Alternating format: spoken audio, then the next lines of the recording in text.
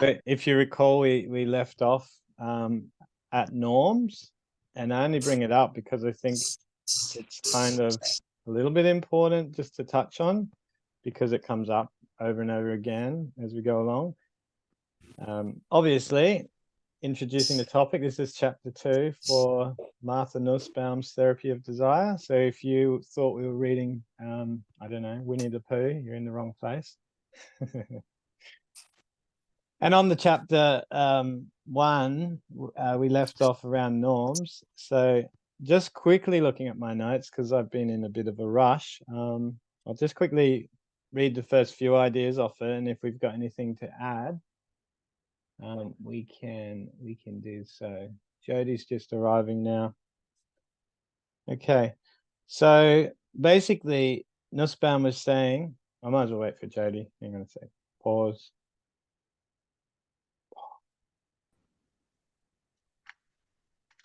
Hi Jodie, how you doing? Hi, just getting my camera on.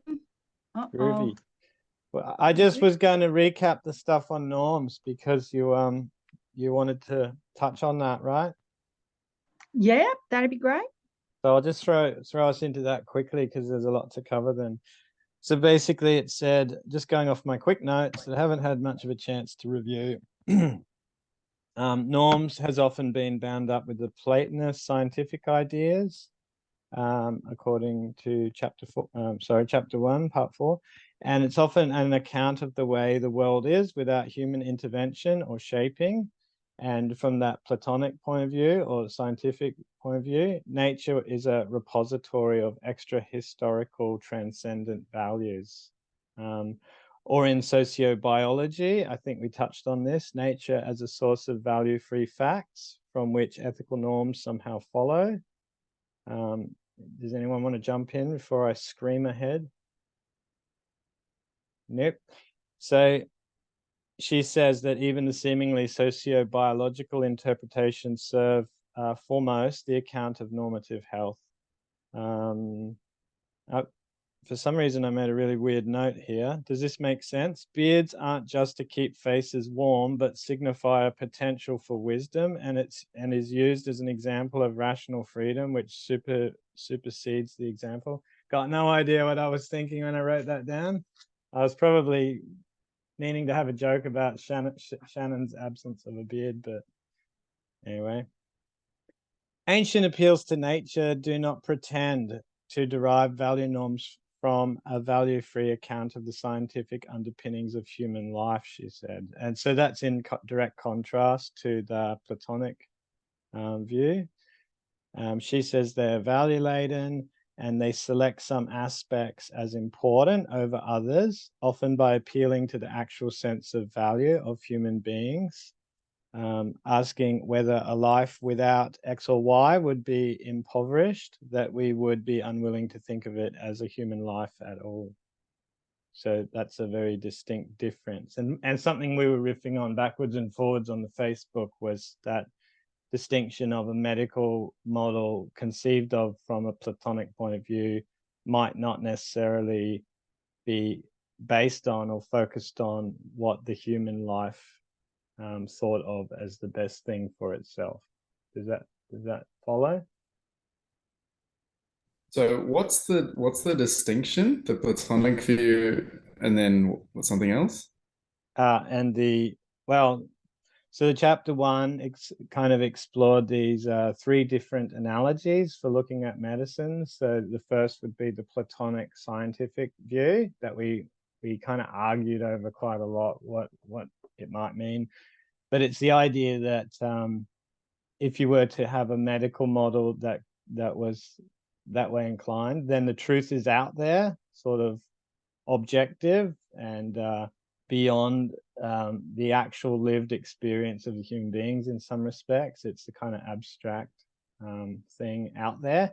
The truth is out there, think Mulder. But at the other extreme, there's this kind of rip-off Aristotelian version of norms or of the medical analogy, which is that common consensus or common opinion somehow is a decent kind of repository for the truth. See, so one's found in the collective and the other one is out there in space somewhere, like a mathematical reality. And then she's talking about the medical analogy, which she wants to really unpack throughout this whole book, because she thinks that the Hellenistic schools really developed this medical analogy, and it's somewhere between the two of them. It takes a lot of the strengths of both analogies, she says, and puts them together. And so the medical analogy approaches medicine or health from the point of view of the human being's deepest desires, but it still retains some of the critical elements of the Platonic model. Does anyone want to kind of build on that or correct anything that I didn't say correctly?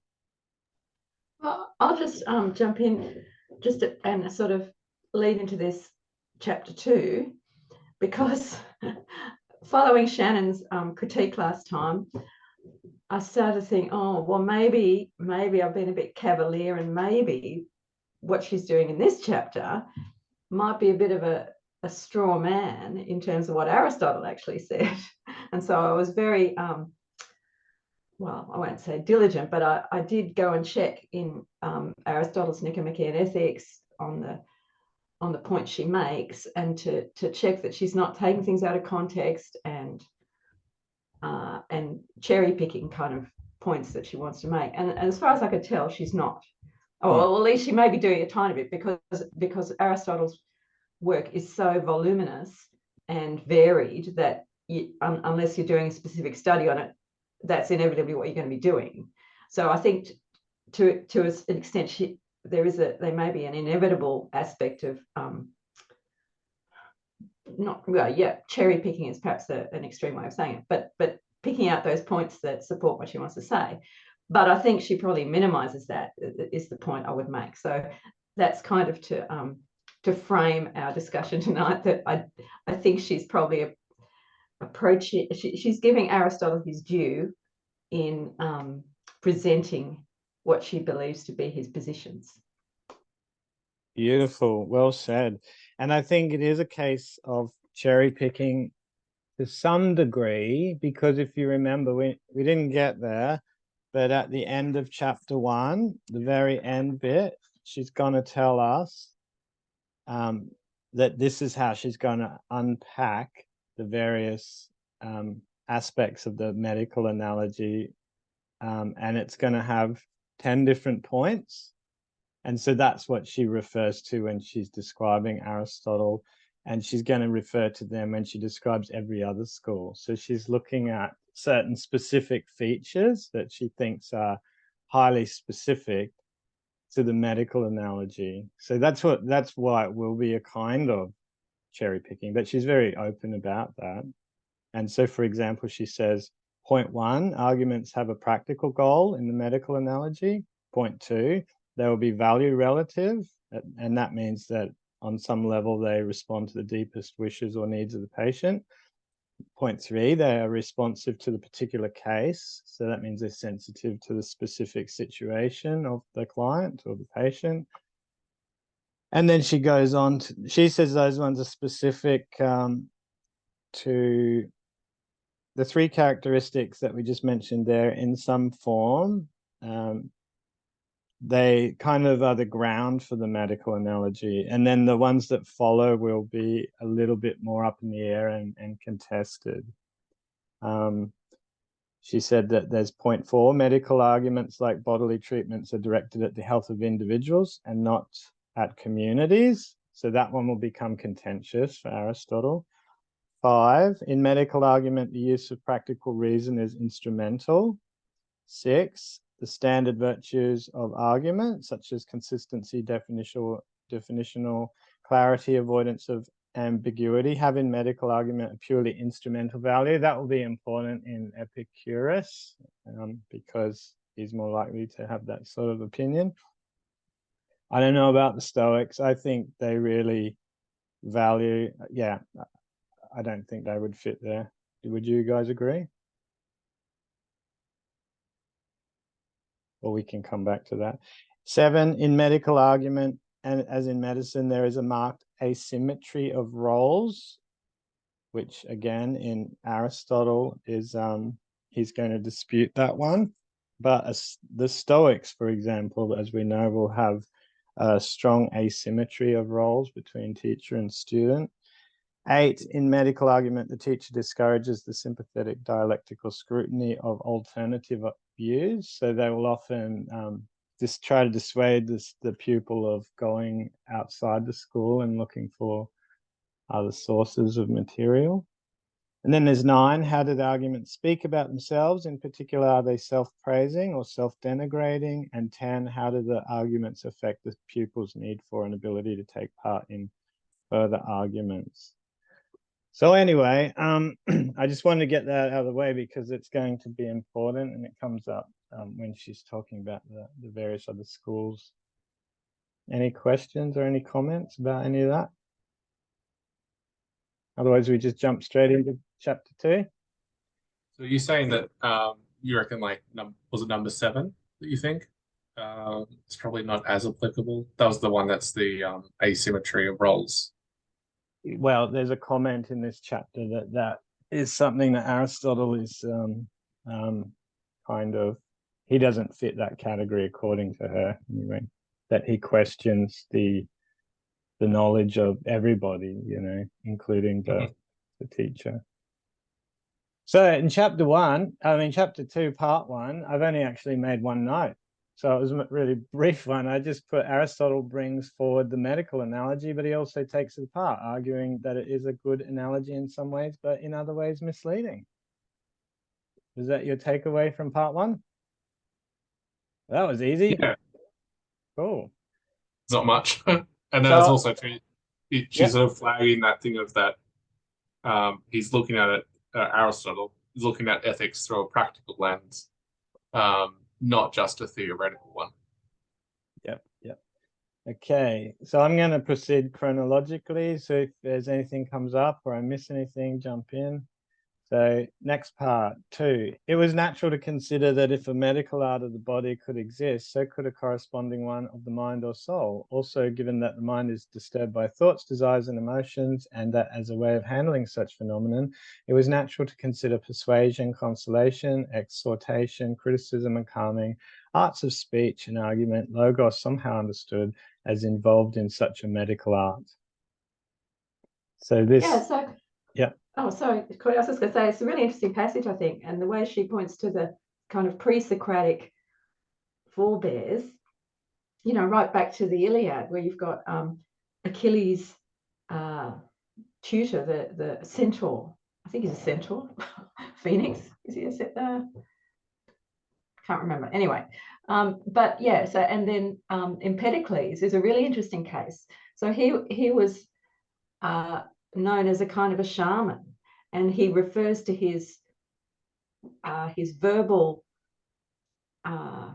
spells or recipes, I guess, as drugs. And yeah, he was a very interesting crux between the verbal and the drug-based. So yeah, I think she's absolutely right to point to these forebears in literature and in culture, and in a sense, any consideration of the medical model has to take account of those cultural precedents. Yeah, and of course, logos as logoi, or like discourses and different types of utterances and uses of language. So they weren't differentiated yet into some, you know, which form is going to have the power that other forms won't have. That hadn't really happened. So this is where she was talking about, like you say, Empedocles, but the use of religious, the use of poetic, the use of spells, the use of prayer, all of those things could be seen as being logoi with certain powers, right? Yeah, and it also, the Homeric uses actually hark back to an era before writing. So when writing was seen to be mysterious and only a few people had access to it, and therefore it had that mystique pertaining to the occult. Yeah, absolutely. And, I don't mean to get distracted, but obviously the occult through the Middle Ages and the Enlightenment tried to reclaim that idea that writing had power. So they had these weird lost languages like the Enochian language, which was supposedly the language of the angels discovered by John Dee, and Hebrew for a while had a certain kind of magical power, because I guess the Hasidic Jews kind of ascribed all sorts of magic powers to the letters and things like that. Absorber, the Greek geek, probably knows a little bit about that. Yeah, I was just going to wonder on that. Like, with the Egyptian hieroglyphics, at one point had like a similar place in like Yeah, how 100%. Yeah, yeah. for sure. So, and of course, they were only deciphered very late in the piece, in the early 19th century, and everything to do with the Egyptians was considered, potentially magical, such that mummy casings were crushed up and sold as charms. So yeah. Oh, and even anything that's not really understood. So again, back in the very end of the Middle Ages, start of the Renaissance, a lot of the humanists who were going around to monasteries trying to find manuscripts of pagan writings, found that they were being cut up into pieces and sold as charms. That's what happens to language where people can't understand it. It acquires that mystical cachet. Well, I guess that's similar to like the Nordic runes sort of thing. Like that has probably like was a very practical thing when it was used. Like maybe there were some religious aspects to it as well, but I think it sort of gets what seems, at least to me, like it sort of has like it's fully mystic at this point in time. That's interesting.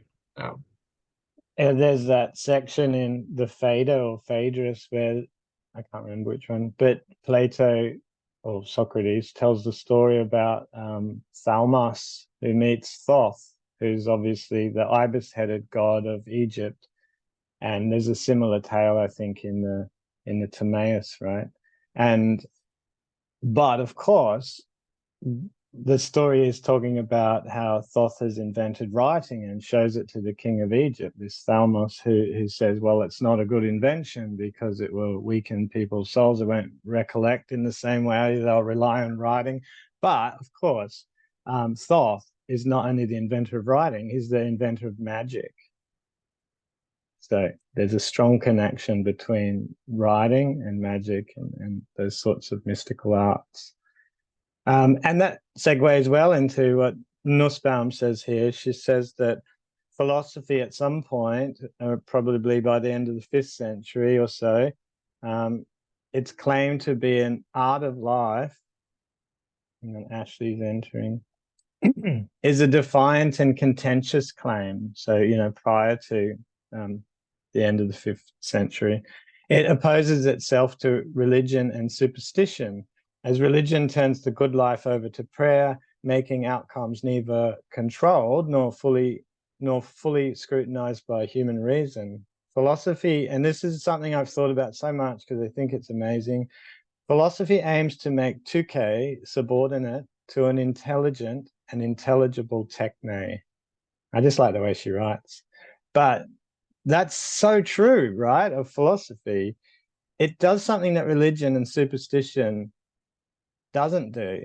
It's looking for a way to take control of the world in some sort of fundamental way, whereas religion and magic still kind of relies on the gods or the workings of the right magical rituals or whatever in order for it to work. Philosophy does everything it can to disarm misfortune, the fate, and it does that effectively by identifying what every human being has, which is reason, of course.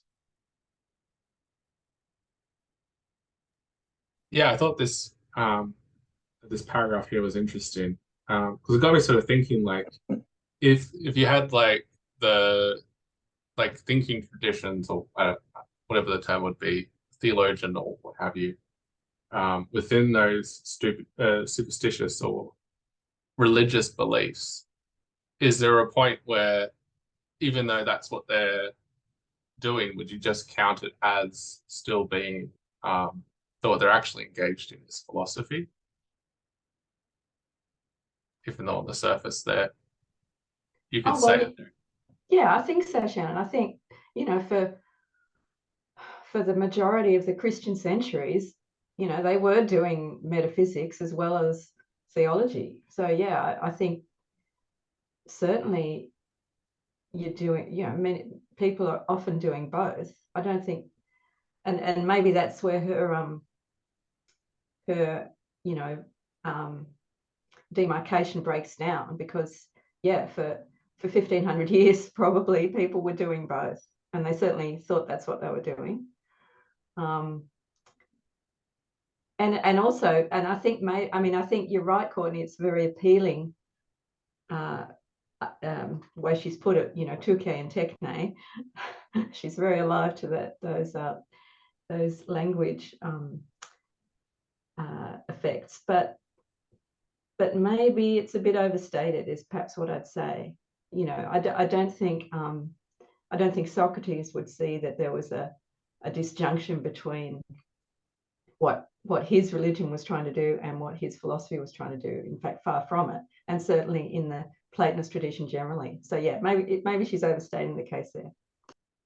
Yeah, interesting point, because yeah, that might be the case for the Platonic tradition, but I don't know, as a modern at least, sitting with the kind of more Stoic versions, it does seem that a large part of what Stoicism seeks to go out and do, whether unintentionally or not, is to make us is to overcome the threat that anything harmful or terrible can happen to us.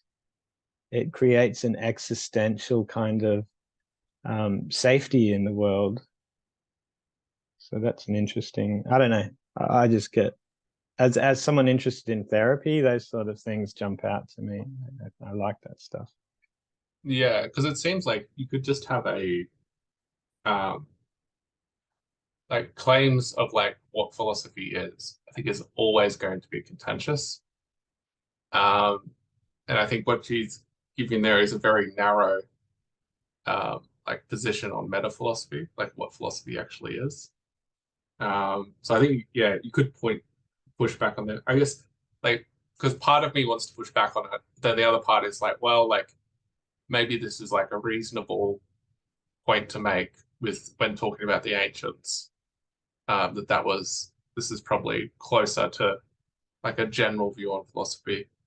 But yeah, I'm not sure, because yeah, I get what Judith was saying about Socrates as well.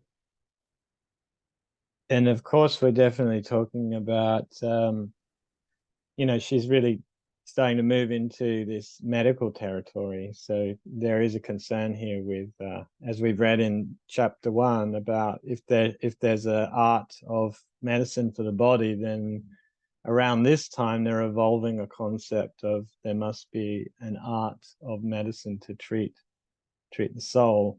And we have Democritus here quoted, who says, medicine heals the sicknesses of the body, but wisdom rids the soul of its suffering. And Isocrates says, for sicknesses of the body, medical men have discovered many and varied forms of therapeutic treatment, but for souls that are sick, there is no other drug but logos that will forcefully strike those who are in error. And again, she mentions Isocrates uses analogies, comparing cuttings and burnings and harsh or grating forms of argument to get well, people are going to have to hear arguments that will give them distress.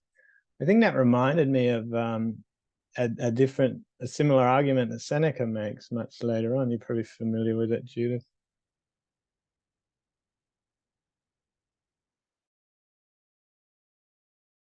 Yeah, do you mean about the you know, that we turn to philosophy as we should turn to philosophy as we do to a clinic? Is that the kind of thing you're thinking of? Yeah, and that sometimes the treatments will be painful or uncomfortable. And obviously Seneca seems to really bang on a lot about how things don't have to be comfortable to be therapeutic.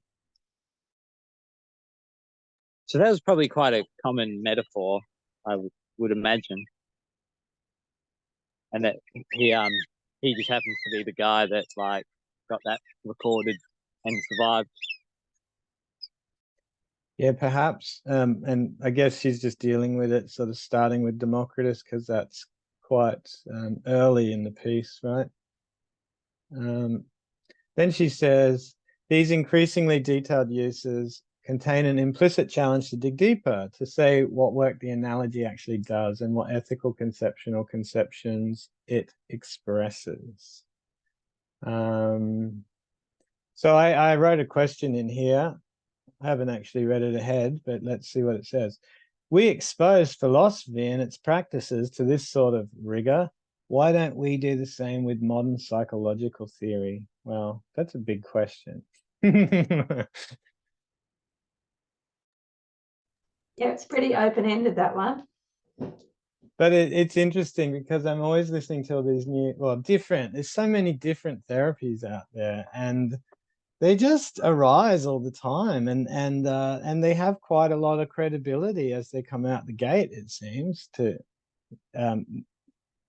maybe just to the kind of non-scientific public. But yeah, it's interesting how we can really work through rigorously. We can really work through philosophies, but we can't really as easily work through psychologies, if you know what I mean. People just give up immediately because it's almost like you're walking in quicksand. There's no, it makes you wonder, is there anything real that you're standing on sometimes? Does that make sense? Well, I think, isn't that- oh, sorry, Jody. Oh, sorry. Isn't that just like here where, you know, Aristotle's talking about you need knowledge of the universals and then you need the wisdom to apply the particular, right? So with all these different theories of counseling, some people just respond differently to different things, right? Some people are more emotionally based, some people are more feeling or something like that. Like they're all just different avenues at trying to get to people, or to, you know, to get something to sink into someone's soul. And so these, like, all these different theories and techniques, they kind of work for different types of personalities and temperaments. And so if a therapist has, you know, experience and practical wisdom, they'll be able to select which methodologies to apply to the particular based on their knowledge of universal psychology. Sort of seems like what this chapter is saying about what Aristotle says. Well, I think you're right about Aristotle, actually, but I think what Courtney's point is, a lot of therapists seem to nail their flag to a particular mast of a particular kind of therapy, and therefore that's self-selecting. People come to them because they think they're seeking that particular kind of therapy, whatever its other credentials might or might not be. And of course, they all lay claim these days to, I mean, we're going to get off the track here, Courtney, but anyway, they all lay claim to evidence-based, data-driven, whatever that actually means. And so as soon as there's any pushback, that's what they'll resort to. You know, oh, well, you know, our studies show, evidence says, our data reveals. And then, of course, you know, most people don't have the wherewithal to push back any further than that, because data, evidence, and so on is conclusive in our culture, really. Yeah, and I guess part of it is these schools would go at each other, right? And they would be really actively involved in defining their terms and clarifying their terms, and they were speaking the same language in that sense. So they could be heard to be able to have a rational and coherent conversation. But more and more, I guess, these different therapeutic schools aren't really concerned with speaking the same language to each other. They're quite happy to trade in metaphorical language Like, who knows what the Lacanians are talking about, you know? And but that's okay, because I think they have the same end in mind, whereas the Hellenistic schools had a different end in mind, right? The Stoics are interested in virtue, the Aristotelians in some form of virtue, but it's different.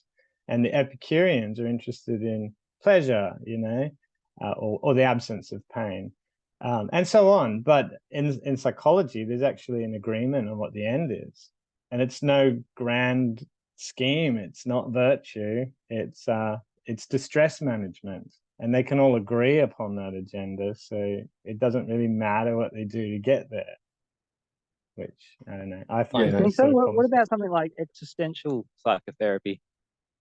Like, that's about finding meaning and purpose. It's not about reducing your stress or burnout symptoms or something. But that's why it's not popular. Right. Well, there you go. But I mean, what's the result of not having meaning and purpose? Generally, that leads to quite a lot of distress. Yeah, that's right.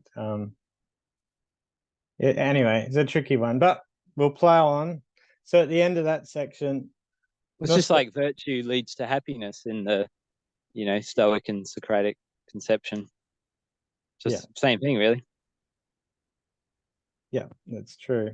So at the end of that, Nussbaum's assertion here that we would expect to find some criteria of appropriate procedure when applying logos. That's where these guys were headed. Criteria that would enable the practitioner to distinguish between logoi that are merely forces and logoi that are in some sense truly rational, she says, eliciting active critical reasoning. She also points out that some logoi can be considered practical and yet rational. They work not just by being causes, but by giving reasons. This practical direction is what the philosopher should develop if he wanted to win respect for the philosophical art in his culture, grown suspicious of the uses and abuses of argument. And she says this is what happens with the medical analogy, developed in the hands of Socrates, Plato, and Aristotle. It's very well written, isn't it? So part 3. What's the difference between logoi and logos? It's just logos is the singular and logoi is the plural. That's all. Oh, all right. And I guess in this sense, because I mean, if we don't speak Greek like we'd imagine logos often appears in some way to kind of relate to God or reason or something like that. But here she's talking about something much smaller. Logoi seem to be like singular topics of discourse, Yeah, like so speeches. logo can be words, it can be arguments, it can be discourses, it can be concepts. So it's a huge, it's a term with a huge range of meaning. But as Courtney's pointing out, the plural would tend to refer more concretely than the singular. And that's a great point, Judith, because I think she's very interested in specific cases here in the practical. So jumping into part 3, a person attending Aristotle's lectures must not be too young for at least 2 reasons. 1, lacking practical experience is no good. And second one, having an unsettled ethical life. So one needs that. One would appear to be self-disciplined and have a settled pattern of life before they could gain entry into his lyceum. Is that what it is? The student would have experience in the cultural and political life of the city. He would very likely have had the tutelage and protection of an Orestes, which is an older male lover, who would have contributed to his moral and civic development while receiving sexual favors. I think it's nice that Nussbaum doesn't stray away from this, because most authors do. And she kind of goes straight into it because it's so sanitized, this part of the history. Normally it's like a bit that we've just erased, and I just thought it was so interesting how how she just opens it up and makes it just there, like, yeah, okay, you just had some old dude fiddling with you. They weren't that old. They were like, what, 23 or something? I Bit don't different. know. I think there was a huge range, actually. Right. So I've just been rereading Plato's Charmides. It's one of his lesser known dialogues. And in Charmides is a very young, attractive male. And basically Socrates and all the other older men hanging around the gymnasium are all infatuated with Charmides. So I think there's a huge age range in the Orestes class.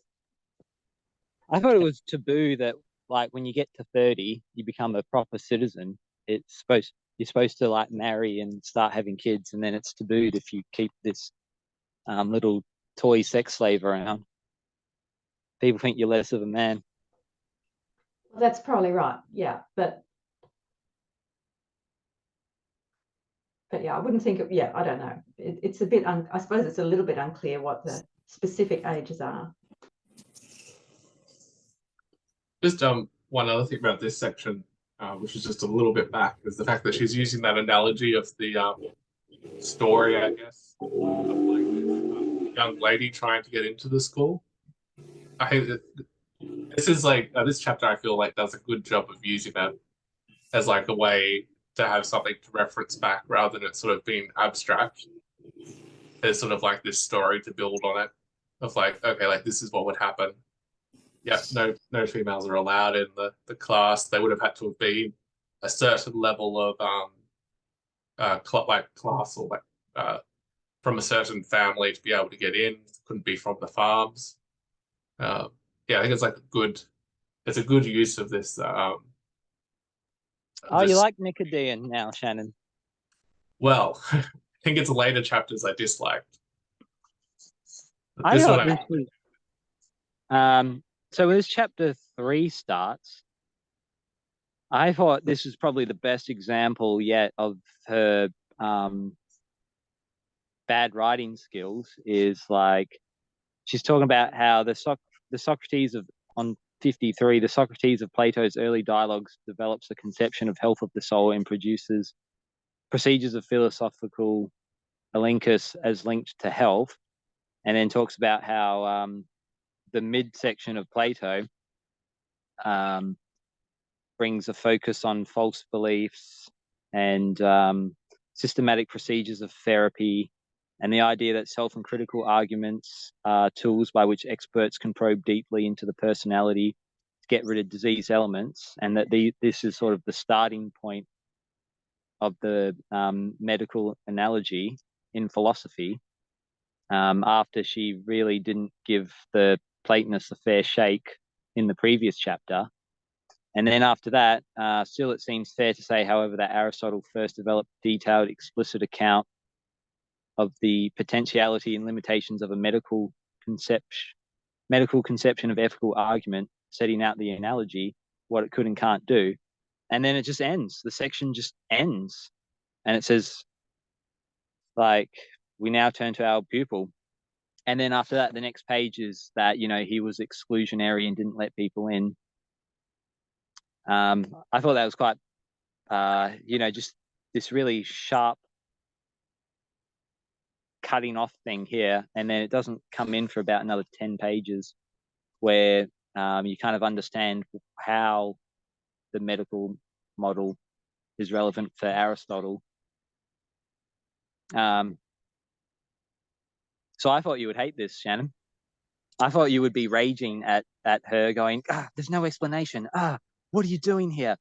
Come on, you've just dumped on the Platonists, and now you're here saying that they've started the medical analogy. What's going on? yeah, And then it goes straight into Nicodean. It's talking about Nicodean.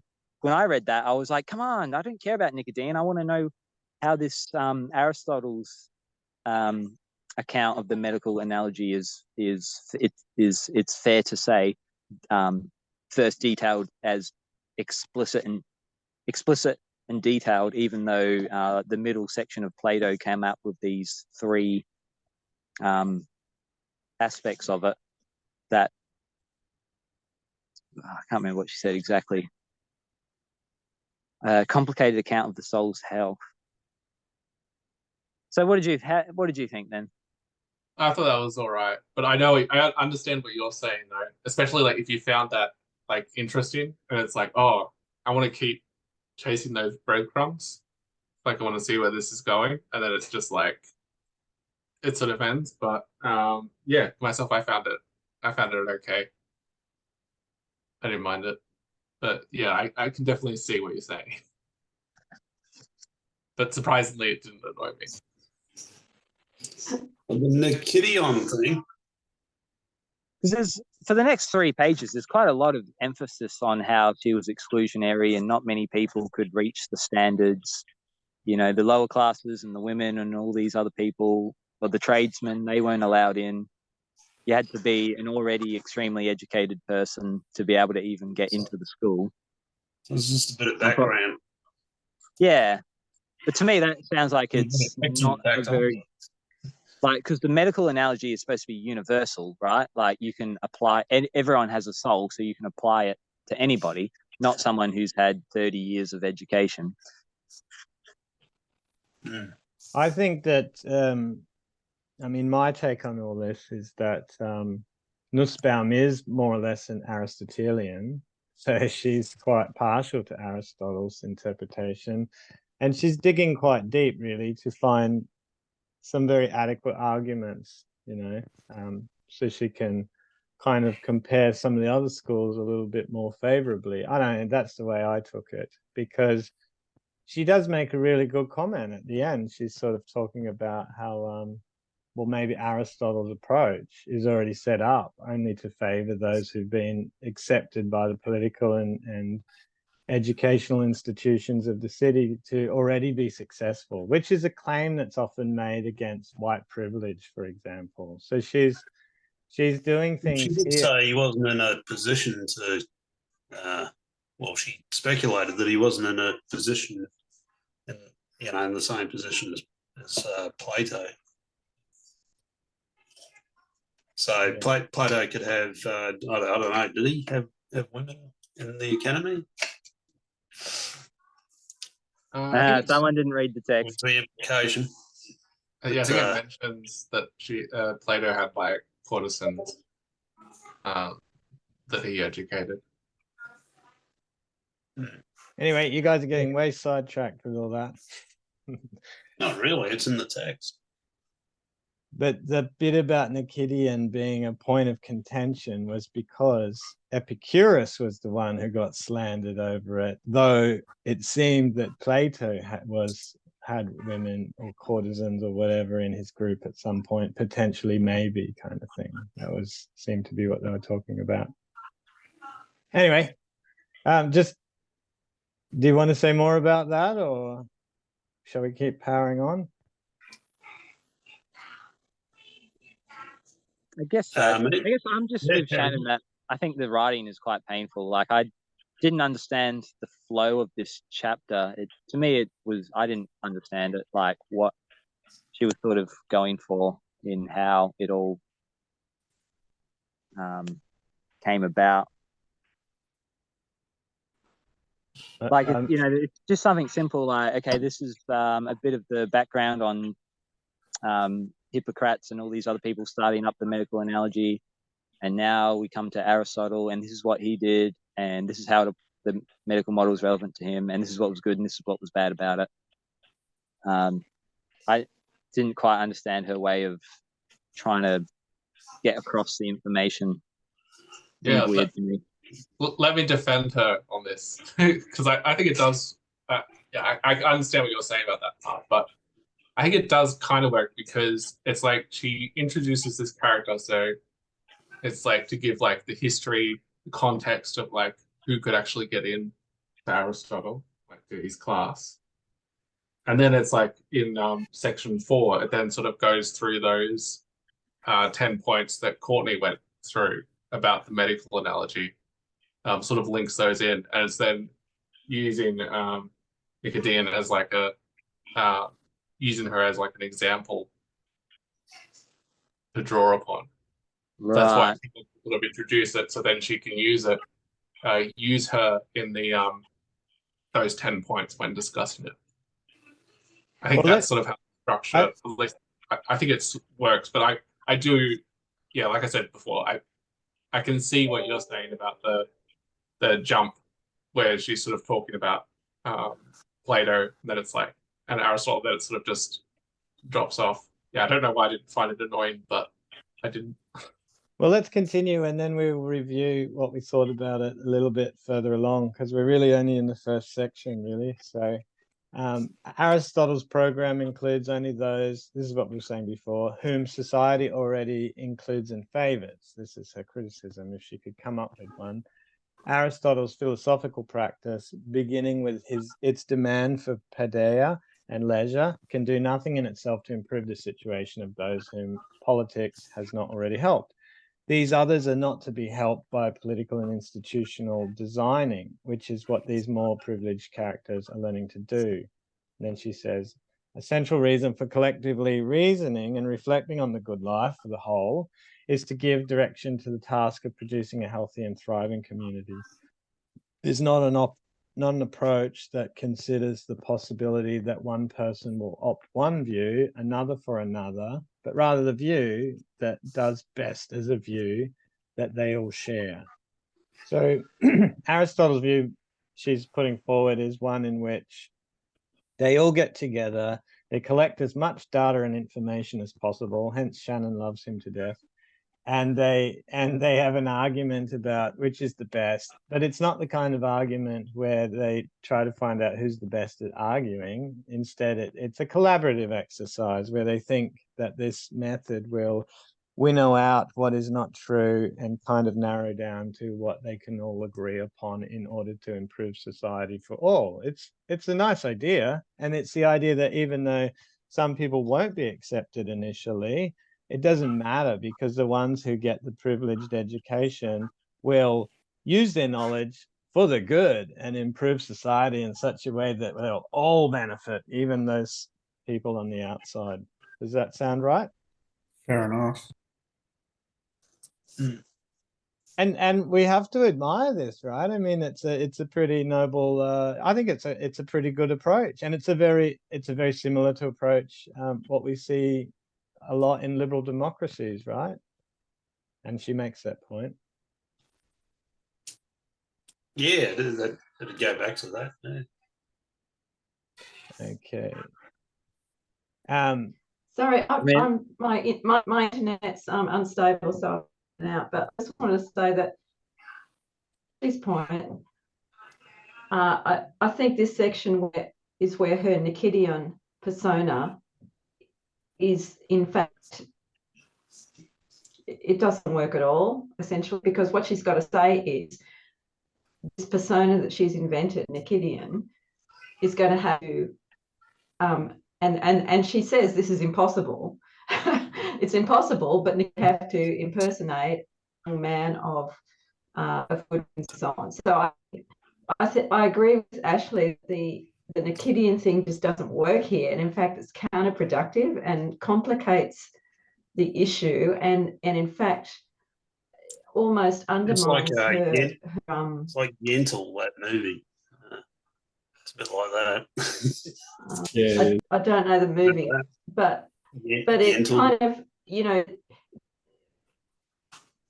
yeah, still don't know it. Sorry, Carl. But Yeah, the point, like the whole point of having back in the 80s. Yeah, well, the whole point of the Nikideon thing is to have our access to the situations in the ancient schools, whereas this is, and she acknowledges it's so counterfactual that it doesn't enhance anyone's understanding of it. So I think, yeah, this is where it really falls down, and she's open to criticism there. Yeah, she'd have to get a tan, I think. And a beard. They weren't allowed out of the house as well, so women wouldn't have had pants. Yeah, it was very much the case. Yeah, I just found it odd because, this, he's saying it's very admirable that he has a collective response. Like it's sort of putting across that on one hand, in the beginning, it says that, you know, she's exclusionary and you have to be privileged to go there. But then because there's a big emphasis on how Aristotle wants to make a point of using institutions to get kind of everybody on the same page and everything, you know, rather than, you know, just being a bunch of people, you know, doing, you know, like a Platonic thing, a bunch of people contemplating forms, and just the average Joe having no idea what the hell they're on about. And then, you know, that Aristotle's so sort of grounded in the reality and everyday experiences, and wants to get consensus and stuff. And you think, oh, well, this sounds really quite admirable and quite relevant. But then after you just get this big dump about how exclusionary he was, it just seemed weird. Like, I didn't get it. That's all right. We'll probably read it a third time down the track. Yeah, so sure. Can't wait. You might get it that time. Okay. So Aristotle is guided by the view that all people seek not the way of their ancestors, but the good. He views the different traditions as contributing to a common project whose aim is to define and defend the general account of human functioning and human flourishing that can guide ethical choice and political planning in any community. Even though she says he's exclusionary and people get kept out and it'd be impossible for Nikidian to go there and all that sort of stuff, she does seem to be making the point that that's okay, because Aristotle's people are going to be these good leaders who are going to sort out the truth and apply it for the good of everybody. So not everybody has to participate, presumably. Which is the idea of institutions, I suppose. Not everyone can be a data analyst, just ask Shannon. Okay. Appearances, she says, are what people say, perceive, and believe. The overall aim of education through this particular model is a thorough sifting and scrutiny of the experiences and beliefs of the group, one that will affect a consistent ordering that preserves the greatest and deepest part of the material. And obviously, this is kind of the stuff that forms the ordinary belief view that we talked about in chapter 1. So remember, she was saying it's not exactly the ordinary belief view. It's not exactly the Aristotelian view, but it's an account that some people might have kind of had of the Aristotelian view, because it concerns those sort of group views and all that sort of stuff. Nearly at the end of this section, Aristotle is much more open to others further improving or developing these arguments, refining knowledge, given the perspective of winnowing, scrutinizing, sorting, similar, she says, to the modern scientific attitude. He's not here to say that he's some sort of guru who knows everything, like Epicurus later will. I think they actually put Epicurus's heads on badges or coins, I don't know, on some designs, cups, something. But Aristotle wouldn't do that, apparently. And there was an interesting footnote by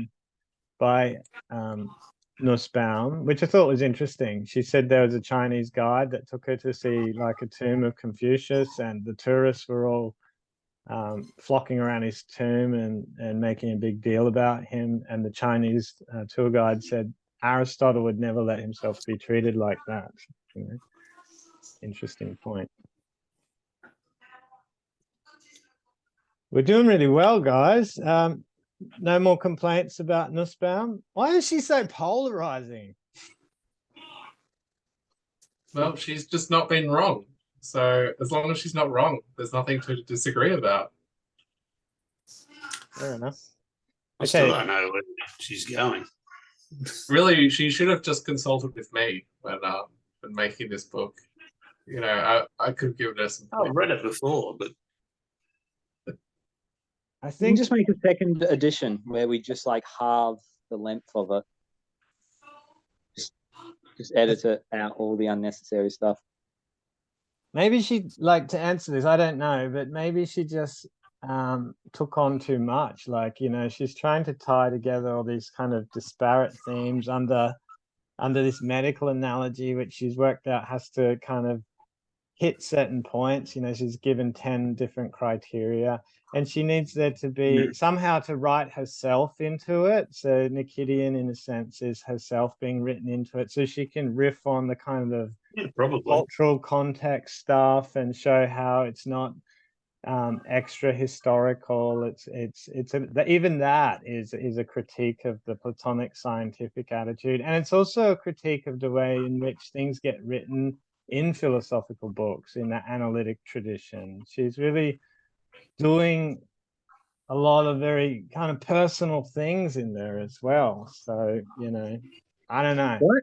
I think this is two books in one, right? There's one book about the medical analogy and how it all came about, the health of the soul, and then there's like another book about Nicodean and what it's like to study at these different schools, and they're kind of smashed together. Yeah, but that's my point, right? Why do these things have to be separate? Why can't they all be just threads woven through a kind of a story? Because it's about a human life. If she took the human life out of the story, then she would be doing something Platonic. And she's saying it has to be the kind of thing which is about a human life. So she needs a human figure to be a central character. I mean, that would be one way of looking at it.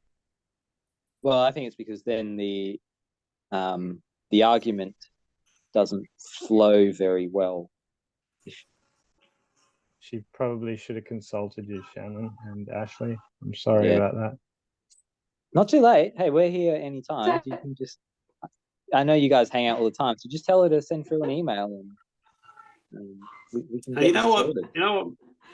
I will just, in Martha's defense, right, the other thing is to note that this was 1994, okay? So this was before Pierre Hadot's philosophy as a way of life treatments of Epictetus and Marcus Aurelius had come into the mainstream, so particularly in the Anglosphere. So Martha absolutely breaking new ground here. He was treating the Hellenistic schools seriously on their own terms as therapeutics, which, you know, Hadot over on his side in France, but I don't even think he'd been translated into English yet. So that's how groundbreaking this was. So in her defense, she was completely revolutionary, and which, you know, and taking seriously the Hellenistic schools as philosophy in a way that was really only starting in the Anglosphere. So she refers to Gregory Vlastos, the great Plato scholar, and so he'd kind of started in the 60s and 70s. And there was Julian Annis and Miles Burnett, and David Sedley and A.A. Long in the 80s. And that was, you know, these things take a while. And so that's, you know, it's important to remember how groundbreaking this book was, particularly in the Anglosphere. As I say, Hadot was kind of working towards something broadly equivalent in the French arena, but in the Anglosphere, this was amazingly. It was a popular book. Yeah, thanks, Judith. A wonderful defense, because it's an amazing book, and anybody who says otherwise is obviously very well uninformed. Well, I'm so glad I'm informed now. All right, part 4. Aristotle connects the medical analogy with the first 3 points in Nussbaum's list of medical characteristics. Ethical arguments have a practical goal. They are and should be value relative. And remember, we meant by that they speak to the deep desires and wishes of the patient. And 3, they should be responsive to the particular case. She kind of spends this section really expounding on those parts. Do you want to go into that, or do you want to skip past that section? Yeah, if you can do something with it, that's okay. fine. So the practical part of the list. It's a 10-piece list, remember? So the first one, practical. These arguments must be useful and make a helpful contribution to the life of the patient. This is one of her cardinal features of the medical analogy. We judge doctors good as doctors, not only on the grounds that they are knowledgeable, but on the grounds that they are good at curing.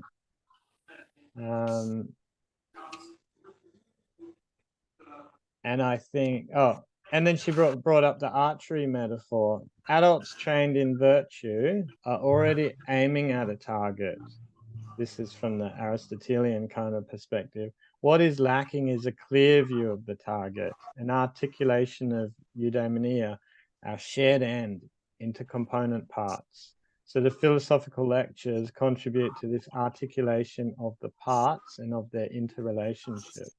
Just like that archery metaphor, because it's quite, it's used a bit differently here than it is in other schools.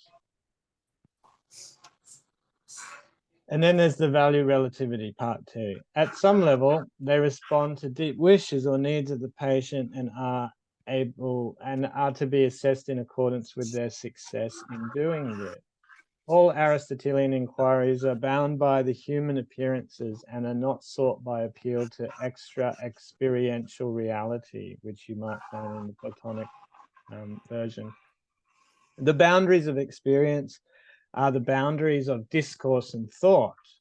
That's a really interesting point, see, because that's quite different, right, from the Platonic. This makes him a materialist, I guess. The search for the truth is the search for the most accurate account of the world as we do and shall experience it. So very striking contrast there between Aristotle and Plato. Must have been amazing that Aristotle really studied under Plato, didn't he? So different, such a different view. Yeah, I mean, I think, well, as far as I remember, I don't think Aristotle was a corporealist about the soul in the way that the Stoics were at all. So I'd hesitate to kind of jump to that conclusion. Although, as I say, it's a long time, you know, I'm not really up with Aristotle's metaphysics. So I would say he's still more in the Plato idea about the soul, I would think. Don't quote me. Yeah, he has a different view of the dialectic.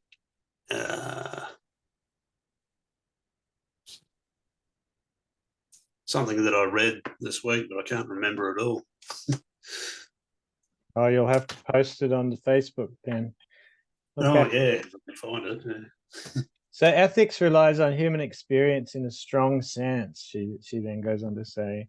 First, it aims to describe the good life for a particular species, and in so doing, it must consider that species characteristic capabilities and forms of life. I don't know if that made sense. Therefore, the good life must describe the life a human being can live. This is the important feature. It must be practicable and attainable. The good life must be common to many. This is a quote, apparently. Common to many, for it is capable of belonging to anyone who is not by nature maimed with respect to arete through some sort of learning or effort. And she makes a point of saying, definitely nothing like a view of original sin. And I think that's a really interesting point, right? That it must be common to many. It must be the kind of thing that most people can come by with a bit of, with enough learning and enough effort. It's readily available. And obviously that's in striking contrast to probably Plato and definitely the Stoics, right?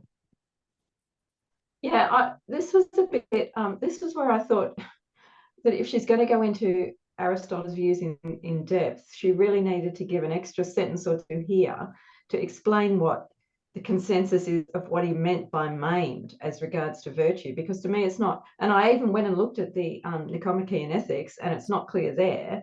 And it's like something, well, this was something that could actually benefit from a little more explication. So, and I haven't gone and looked at that, I have to say, but I don't even know what what he would have meant there by maimed as regards virtue. And I think she perhaps should have explained how she interpreted that. I don't know what everyone else thinks about it. I would imagine she means with respect, maimed by nature, maimed with respect to virtue, yes, or excellence. So like, you know, like a one-legged horse is maimed with respect to its excellence, right? It can't really fulfill its proper function as an excellent horse if it's hobbling around on one leg. So am I stretching that too far?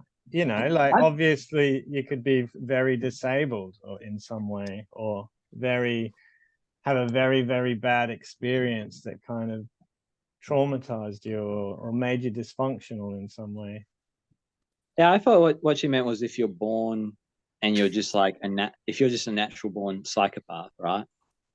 Or if you're like autistic or something like that, then you would be maimed in excellence, right? Because you're not capable of the other virtues that, like, your brain is just not on the same. Yeah. You know, you're not going to be capable of a regular Joe. Okay, so but that brings up a whole other set of issues, Ashley. That doesn't actually solve the problem. So, you know, I mean, as we know, the Greeks were quite stringent in terms of dealing with infants that were not normal in the evident way. You know, so some states went in for exposure, the Spartans, for instance, and yeah, it's an area of research and an area of interest. And so maybe Aristotle's being a little bit obscure deliberately. I don't know, but these are some of the issues that I would have thought, if Nussbaum's serious about addressing his views in their entirety, she could have been a little bit clearer about. That's a fair point.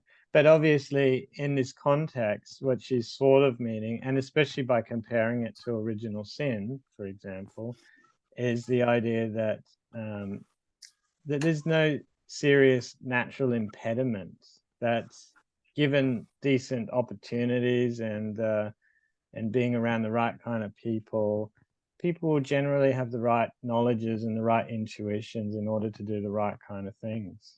I think that's kind of how the suggestion would go, right? Well, yeah, but it's not explicit, and I think it's somewhere that again, if she's seriously treating his views, she probably need to have been explicit. Maybe she's just not that great of an author. Maybe that's why. I know, I can see there's going to be a club forming soon, the anti-Nussbaum club. That's all right. I probably won't get invited, right? I get it. Oh, no. The ultimate mission and purpose of the anti-Nussbaum club is to convince you of her deficiencies. Yeah, fair enough.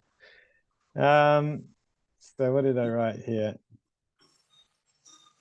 Well, I did write a question, but I think you guys have explored it very well there. So I'll move on. Aristotle argues that we must reject as false conceptions of the good life that strikes us, or a sufficient number of reflective people as such as to make life not worth living. That's an interesting point. I know you guys are going to get stirred up about that, but I think it means in contrast to the Platonic view, because you could imagine, I don't know how, but there could be some sort of like divine command that you have to live under conditions in which most normal people would say they're not worth living. And that's the point that she's sort of making there, right? Do we agree? Yeah, we agree on that.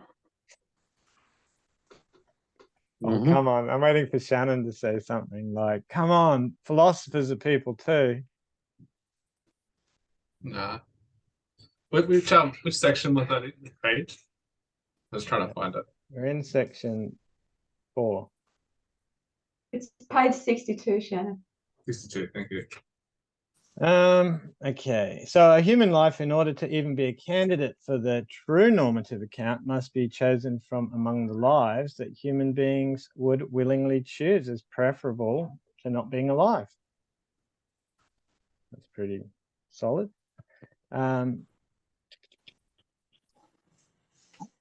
mean, there is a problem there, isn't it? That even though a life might not be worth living, there's still like a will to live inherent in all biological beings that you're gonna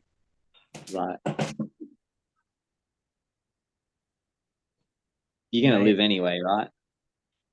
Maybe. Yeah, I guess so. Not very many people kill themselves. Well, it depends if you live in the Well, countryside.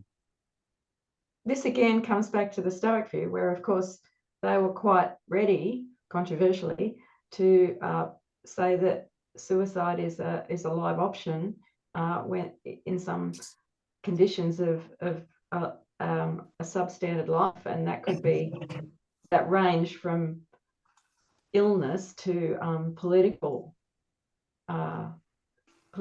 problems. So it's not, I mean, I don't know whether Aristotle had a position, but certainly Stoics did. I guess I would wonder if his like why didn't slaves kill themselves?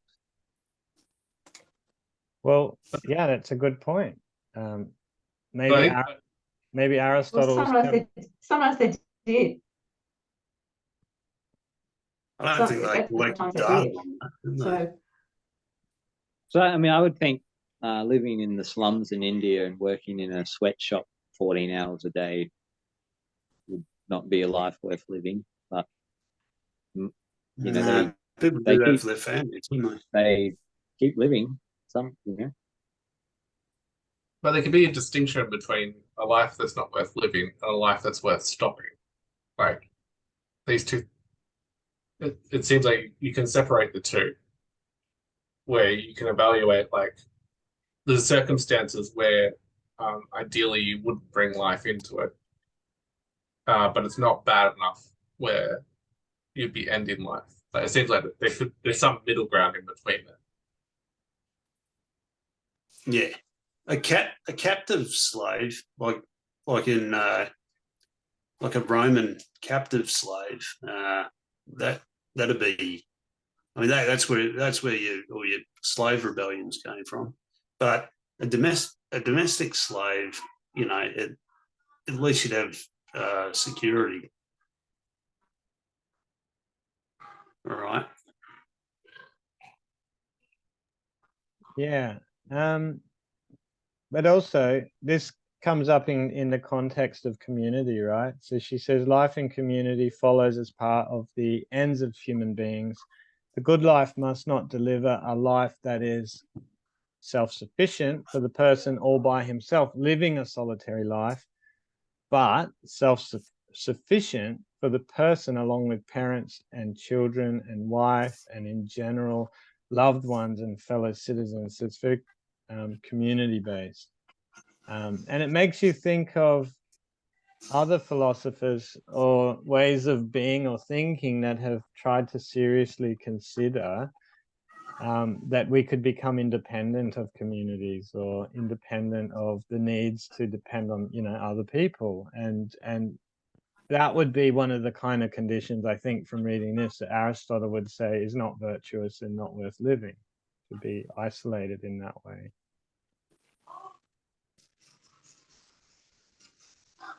So that points out the difference between, say, someone like Nietzsche, from where he's coming from, than from the ancients, 100%. And Yeah. unfortunately, it's the Nietzschean position that is kind of the default almost nowadays. Absolutely. We often think that we just need to work out a way how we can not depend on other people so much.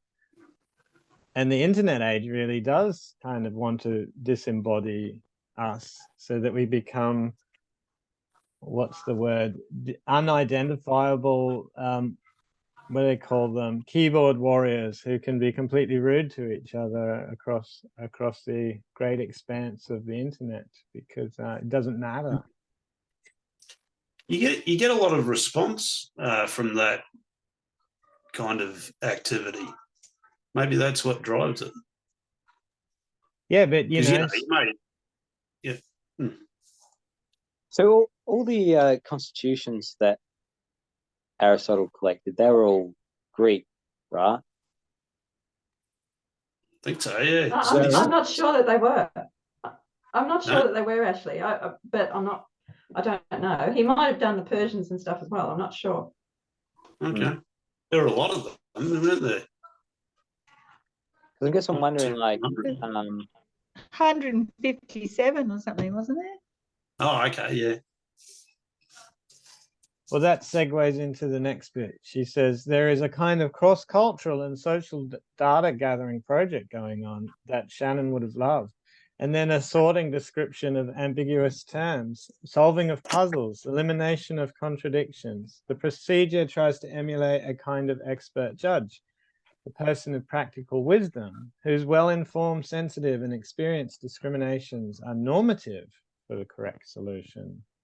And Aristotle's approach insists on a rigorous scrutiny of appearances and on the fundamental role of consistency, which is one of the criteria. His demand for overall consistency helps to justify the word true in the ethical case, encouraging the idea that we are not just looking into ourselves, but also coming to grips with the world as a whole as we experience it. And remember, she's contrasting this with that Platonic view and that Rawlsian view that we had in chapter 1, where she thought that Rawls was still coming from a Platonic point of view, thinking that he was making an argument that even though the truth wasn't explicitly out there, that it could be justified as a kind of pragmatic exercise or something. She was saying, well, we don't have to consider truth as being out there. The ancient philosophical perspective strictly isn't about that. It didn't have to do that. It could find it within the life of the individual, of the community, as we experience life. I put that in a really clunky way. Does that make sense? Or would you improve that? Yeah. And the third part was the responsiveness to the particular case. The doctor's primary responsibility is to the health of this person, for he treats them one by one. General principles, and this is a great point, I think, general principles are authoritative only insofar as they are correct, but they're correct only insofar as they do not err with respect to the particulars. It's not possible for a general formula intended to cover a large amount of particulars to achieve a high degree of precision, as Shannon will tell you, even when it is not actually wrong.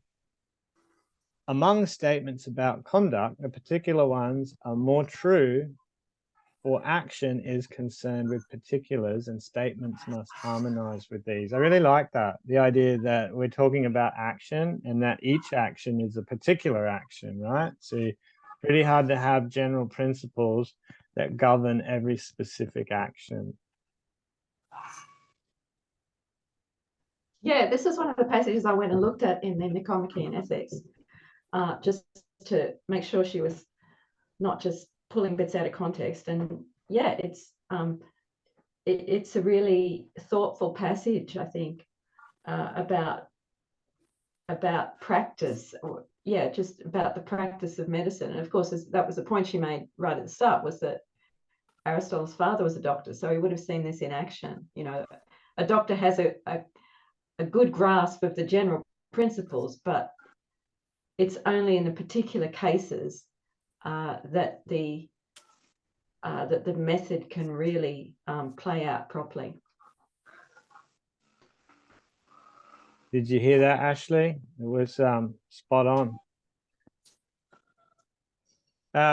Yep. Great. In the context of love and friendship, Aristotle might recognize particularity in a very strong sense. I thought this was interesting compared to, some of the other schools.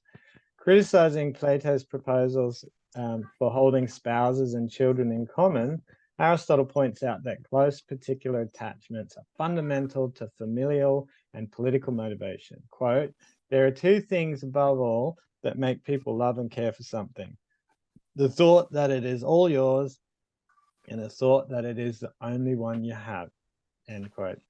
unquote. A person motivated in this way is unlikely to view her own particular spouse or child as simply the object of universalizable ethical obligation. Parental education is superior to public in this case, as it begins from the grasp of the child's particularity and is thus more likely to hit on what is appropriate. I had a different take on this too. I wondered what you guys would think, but I was thinking that, you know, intuitively you kind of, well, maybe reflexively I wanted to agree with this. I thought it sounds right, but perhaps it's the other way around, as kids are likely to role model the particularities of their parents, and that could be good or bad, whereas public may raise them with less instability of exposure to good or bad models, you know, role models. There'd be a greater reliability that they should have, if not good role models, then at least fewer bad ones. Well, what I think Aristotle doesn't recognize is that teaching is a skill in itself, separate to performing. And so no matter how much your knowledge is, even if in this society everyone has equal knowledge, they don't all have equal teaching skills. And hence the fact that now, to be a teacher, you need to go to university and learn teaching and learn about childhood development and learn about all these kinds of things. You don't just get your science degree and off you go to school. You have to study teaching first. So that's the thing, unless that was part of the Greek education, was everybody learns to be a teacher and a parent, then, I mean, it's an interesting point, but, you know, I think teachers can learn the particulars of children if they don't have massive amounts of students. But I think part of that point, actually, and I think that's actually a sensible point for a change. No, I'm just joking. They got it.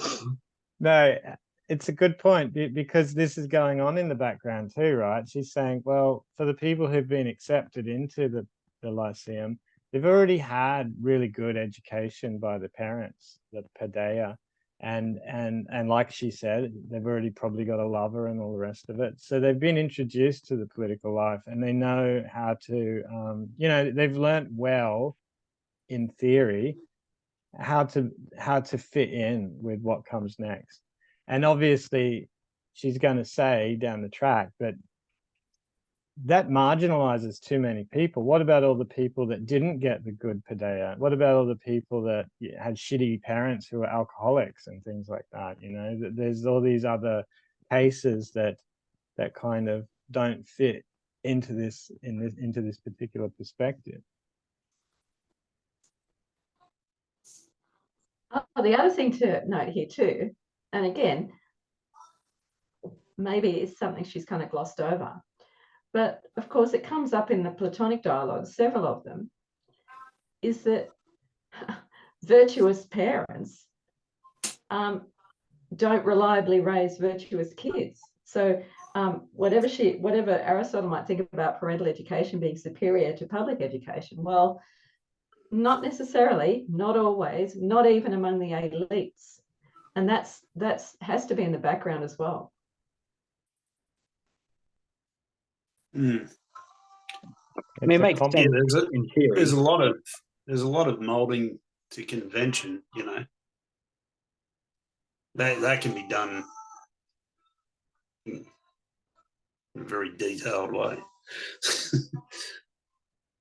Like Tony Abbott, you know. What was I going to say? Yeah, being a Rhodes Scholar, you know, like the pathway to becoming a Rhodes Scholar. You know, you pretty much get promoted by your parents and your parents' friends, and you know, you learn to work that system in order to get you the, you know, they're mainly sports people though, Rhodes Scholars, right? Anyway, just an example. I don't know much about that. Sorry. Moving on to 5. This is we're about halfway through. Geez, we're running out of time again. Aristotle turns away from the analogy at some point. This is where she's starting to point out the limitations, according to Aristotle, of the medical analogy. And he rejects a group of the medical traits that other schools will later on, well, in many cases, defend. So Aristotle offers two particular exclusions before we get too far. The young and the mad, she says. Of the former, he says they need time to grow up, and the latter, that they are in need of either political or medical chastisement. Here, Aristotle speaks of medical treatment as a causal technique for the manipulation of behavior. He speaks of the irrational people whose condition yields not to argument but only to force. Medical treatment is a form of BIA, of external causal intervention. Argument is something else, something apparently gentler, more self-governed, more mutual. I mean, all that's very interesting to me because, you know, it's the idea that not everyone's going to be appropriate, an appropriate fit, like we were talking about. Some people are either immature and some of them are just irrational. So, well, you know, mad. And they need to be treated with some sort of kind of punishment or medical treatment anyway, which is a different kind of, it definitely excludes them basically from the kind of gentle exercise that we're talking about here. And I think it's this gentle exercise of argumentation, this gentle collaborative exercise that cops a little bit of criticism from Nussbaum in this section. I think she's really trying to come up with criticisms for Aristotle. I don't know, what do you guys think? Yeah, I found this passage or this section quite a little bit strained. I mean, it took me quite a while to realize what she was getting at in representing so she's interpreting Aristotle to be saying that the study of theory doesn't guarantee a result, right? That the study of theory does not make the person or does not improve the person in themselves.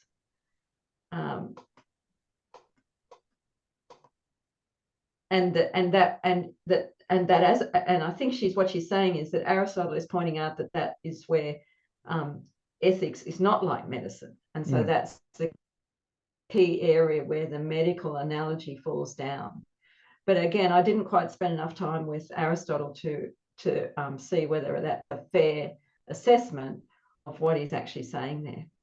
And again, I think that's possibly somewhere where someone who is an Aristotle specialist, for example, might say, well, actually, no, that's not what he's saying. So, you know, that's where it may be a little bit contentious, but I don't really, I'm not familiar enough with the Aristotle text to be sure.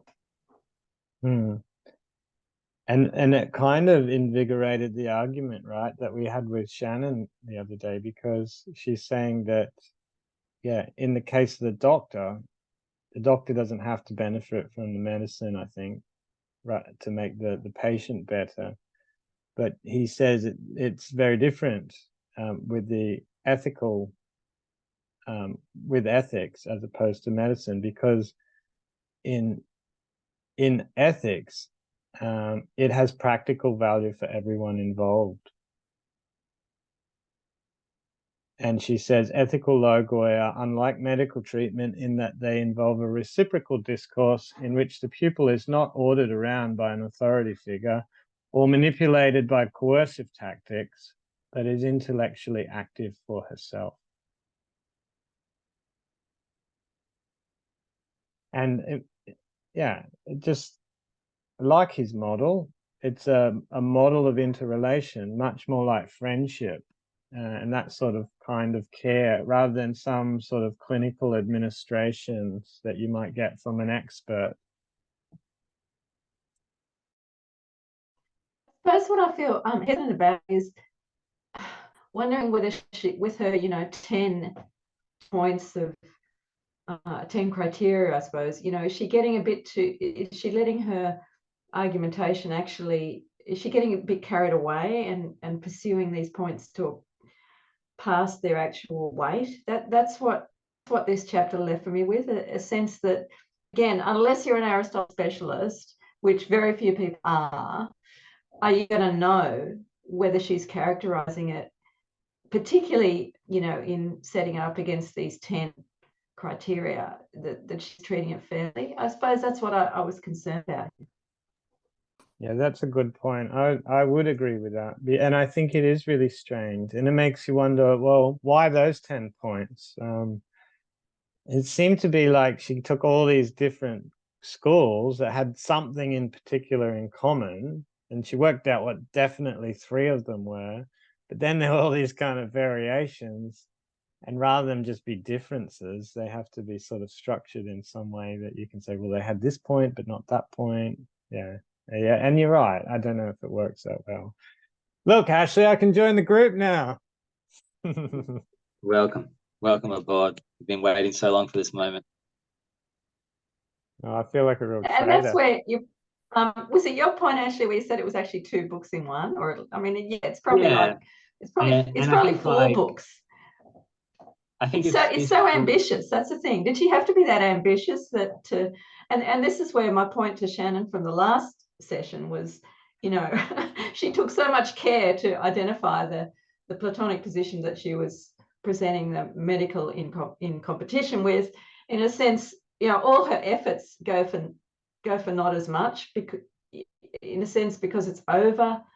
There's too much elaboration of competing positions, in a sense. You know, most people wouldn't take that much trouble. Most scholars certainly don't take that much trouble. They just put it out there and hope for the best. But she's gone into such detail around the competing schools that, yeah, that maybe it didn't have to be this complex, in a sense.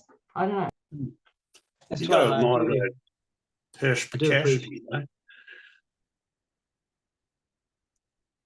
Sorry, I was going to say, I like, as much, you know, I appreciate your point. This book is sort of ahead of its time in a way, but I think it's sort of a bit of a wasted opportunity, because there's just, with so much information in there, it doesn't, a lot of the points that she's making are kind of just lost in this sea of detail. And yeah, I think like the average Joe can pick up and read a Doe and make perfect sense of it, you know, because if anything, he's a bit too repetitive. But in here, it's not quite sure exactly what point to take out of everything. Well, and then because it's just such a long read, it's just a bit off-putting. But I can tell you what I liked about it then, as someone who was new to Stoicism, really, when I read this, and that is that it's really effective in showing you how the various schools sit in relation to each other. So it's a wonderful introduction to maybe this, if you're interested in Stoicism, it's a great introduction to that. But it also gives you a real flavor for the Epicureans and the skeptics and the schools that were evolving around similar arguments at the same time. And for me, that was a really, really useful way of approaching a philosophy, is to not just to go into one philosophy like fully, you know, love struck kind of thing, but kind of around the edges and looking at who else was on the scene and what were they talking about, what were they doing, how did they nail that part, or what was kind of potentially a bit off-putting about that perspective. And I think she does that really well. That's what I really like about this particular book.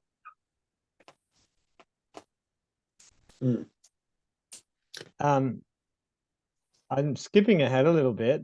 Basically, this whole section is about the importance. So, but also in this chapter as well, she did also make a bit of a point about. I think she wasn't just making a point about ethics being different to medicine, but also the maths and geometry, which are purely theoretical. That was also part of this chapter. Sorry, yeah, but what do you mean? Sorry, what? Oh, just because we were talking before about how, you know, this medicine and ethics thing in this chapter was a bit weird. But yeah, I'm saying, I think it wasn't just about medicine and ethics, but also the other like disciplines of philosophy. Well, I guess I don't know, but I guess you could imagine that the logoi, if the medical analogy hadn't have developed, could just as easily be prayers and magical words, if that's what you mean, or mathematical symbols, or all sorts of different kind of ideas. No, I mean, she's talking about when you study the maths, there's maths and geometry. You don't have to apply them, but you do have to apply ethics. Oh, right. Yeah. And what's your point? Oh, I mean, that was all part of the chapter as well. Thank you for that. Yeah, I mean, because we're talking about how it was, you put a big emphasis on it, the medical model and medicine compared to ethics. Yeah. Cool. Never mind. You're right. So just getting on with this section before we run out of time. Basically, she's going to say this whole section is around communal attunement, this argument, this gentle, delicate process of sifting and sorting, and this kind of thing done with the best of colleagues and friends, and it's going to result in the best kind of solutions to all of life's problems that they're going to then use to create this perfect society. It sounds a bit like that, perfect city. And it says he uses the appearances as witnesses and standards. This is interesting. I flagged this point, you know, overall, because again, it's a comparison between the say the, what do you call it, the ordinary belief that you can take appearances, and she earlier said that appearances were what people say and what people believe and what people hear, you know, and what the senses report, that sort of stuff.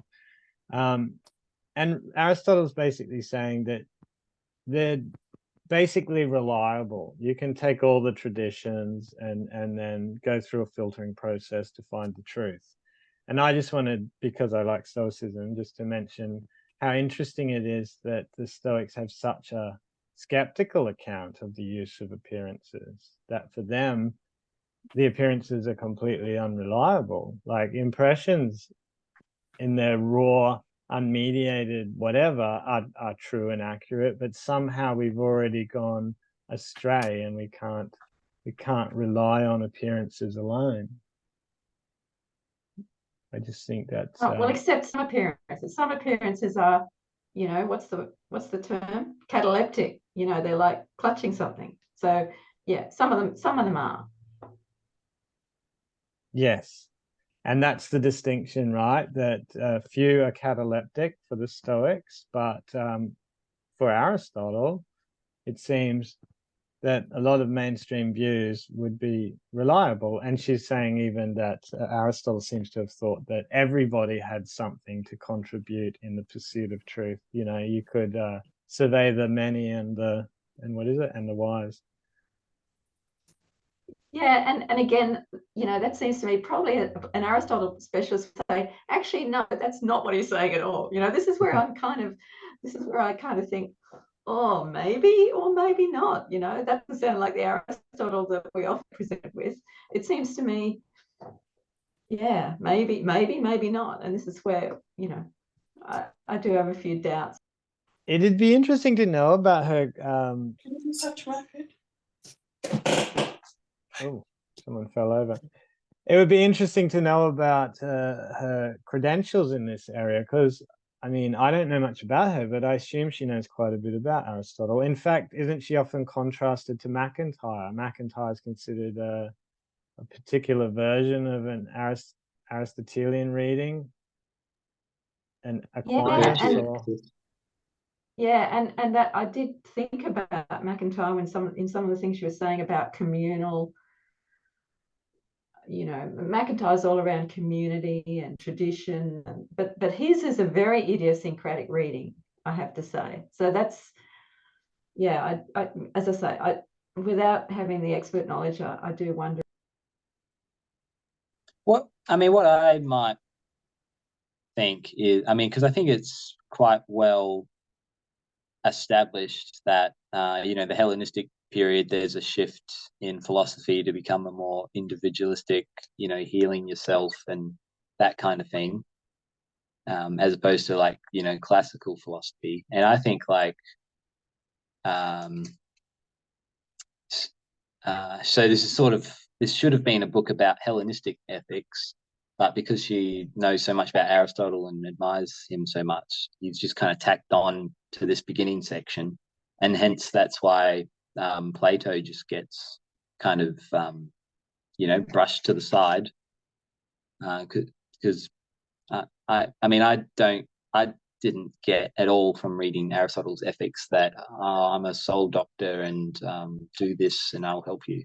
I didn't like, and I think that shift during that Hellenistic period, which Aristotle's not a part of, is there's a difference. So I think it's kind of weird to just even have him included in the first place. True. Yeah, we've kind of waxed lyrical over that quite a whole lot. So that's one we've squeezed a lot of juice out of that rock. We could probably go on and on for hours about it. We could create a podcast called Why Plato Got Left Out, of Nussbaum's Therapy of Desire. I know why he got left out, because her dedication in the very beginning is to Gregory Vlastos, and she says right at the very beginning, I'm not going to go over Plato because he is being well studied and represented by Vlastos. Like, she said that. Like, she said deliberately wasn't going to go there. Thank you. Yeah, but that's true. But also, people like Bernier had done Aristotle. So why address? Why go with him in such detail? I mean, I don't know. I think her interest is in the emotions and the passions and desires and things like that. And I think personally, if you read Medea, the 12th chapter, it feels completely different from the whole of the book. And I think we talked about this last time. It feels like she wanted to study Seneca's ideas about the passions and Medea, and she was fascinated by it, and she wrote this beautiful chapter, and she was like, damn, I got to write a whole book around this. And so she already had, I reckon, in her mind that it would all be about desire and passion. And so hence it makes sense to be talking about what it is in the passionate human life that is important. And the Platonic one doesn't really deal with that, she's saying. It's sort of an outlier. It's out there, it's not interested in the inner life of the patient. I don't know. That's what I think. Rightio, gang. We got like 10 minutes. Where are we up to? So yeah, since we're running out of time, I still think it's an interesting idea that, we were talking about appearances and how for Aristotle, the appearances are generally reliable. I heard, I don't know where you find it in the literature, but apparently the Stoics thought that in some early part of human existence, catalepsis was a commonplace thing. It was the ordinary way in which people perceive things. And this is the point, is that for Aristotle, our social institutions and our senses are generally reliable. But for the Stoics, our social institutions and our senses are generally unreliable. So we've gotten worse and worse over time, to the point that it's actually highly unlikely that we can perceive things as we should, or as we used to in some earlier phase of evolution. Have you heard that? That's interesting. I don't recall coming across that, Courtney. So if you can find a reference for that, I'd be very interested, because as far as I know, and people kind of quote Chalcidius as if he's a guide to early Stoic thought, but I don't see how he could be, because he's quite a late commentator on Plato. So I don't quite see why he's given a lot of credence in as a source on Stoic theory. But it's Chalcidius who is the source for the idea that the Stoics believed that it was social conditioning, really, which led to people having general ideas about what are the right things to pursue in life, and that this was how the pursuit of virtue got obscured in favor of things like pursuit of wealth or pursuit of fame or whatever. So as far as I know, that's not emphasized in the early sources. But if you've got a source for that kind of account, I'd be really interested, Courtney. I just remember that Dr. Sledge, you know, that guy does the Esoterica channel, and he made a big deal about it. He was saying, and he's not being a Stoic, he's an academic, and he was like, don't know why everyone's interested in Stoics. It's cataleptic all the way through, you know, catalepsis. And who's got catalepsis? You know, that kind of thing.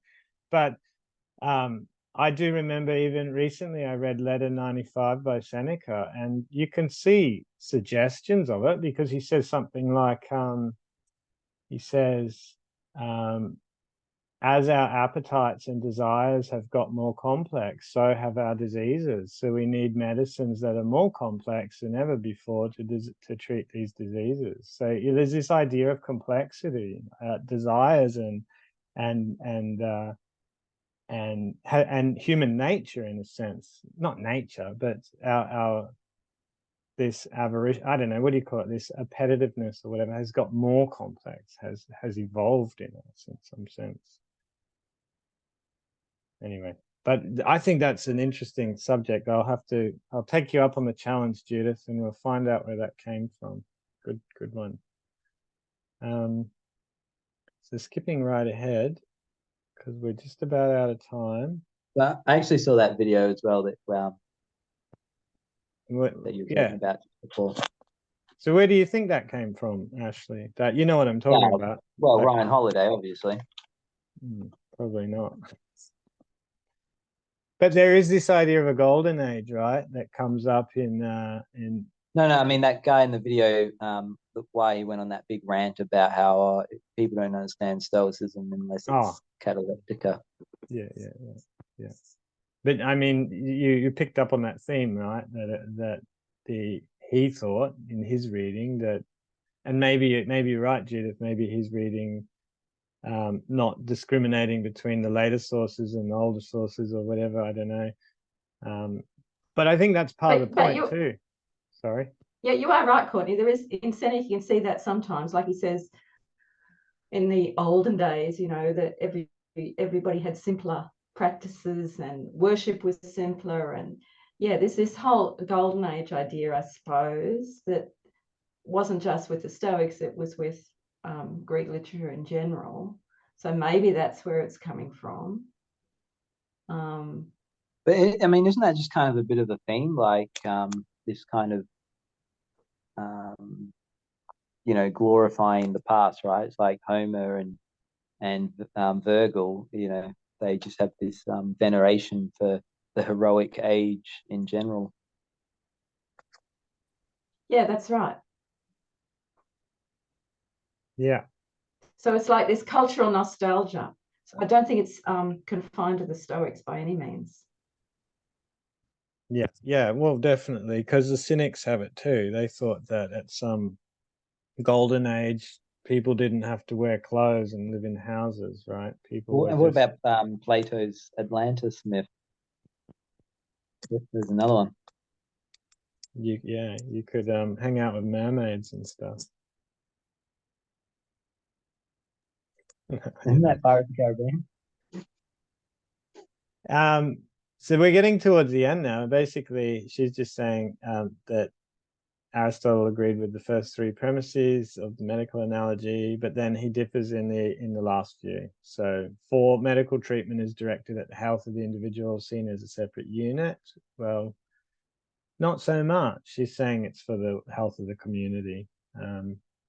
And that's an interesting one, because I feel like people who don't know the Stoics well would probably say the Stoics would be guilty of that they're treating the individual, but clearly they're not, or clearly they definitely have the whole in mind when they're treating the individual.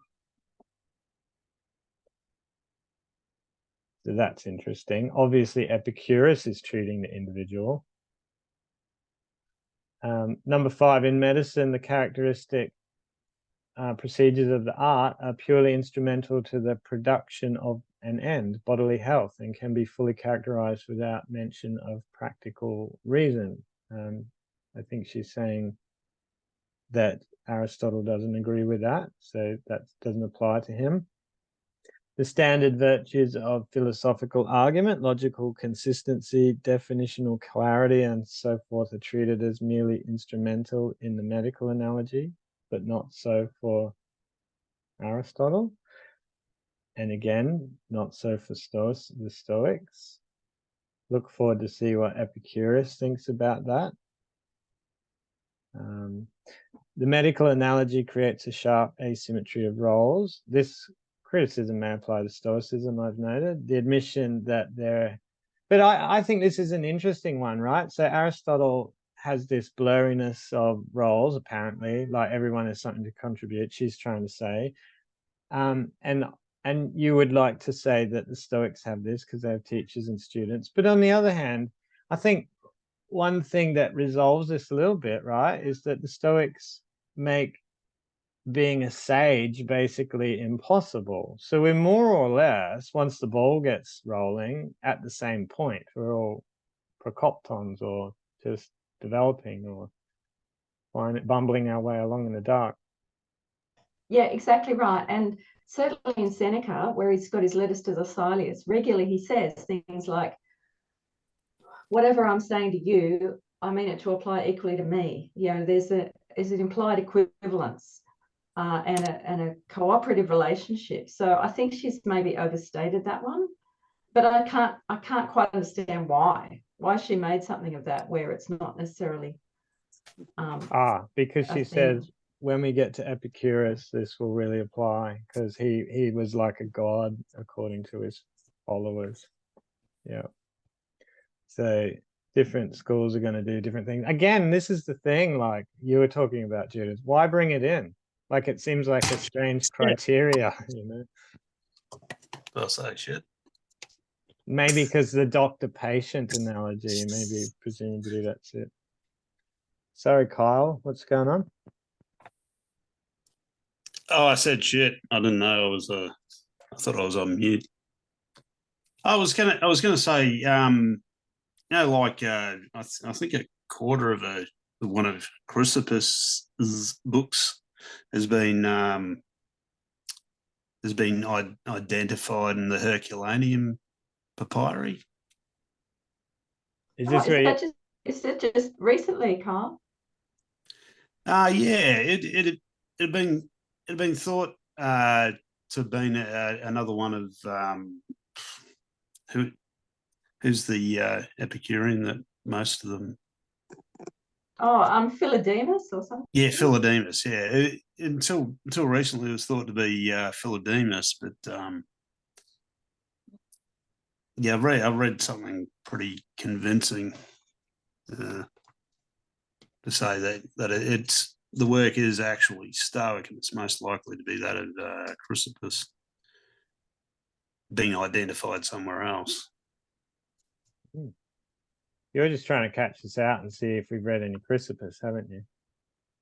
No, the reason why I said that was that he actually uses sophos quite a lot in that, and it's in more of a normative way, not in any way to do with the like the tantamount kind of sage.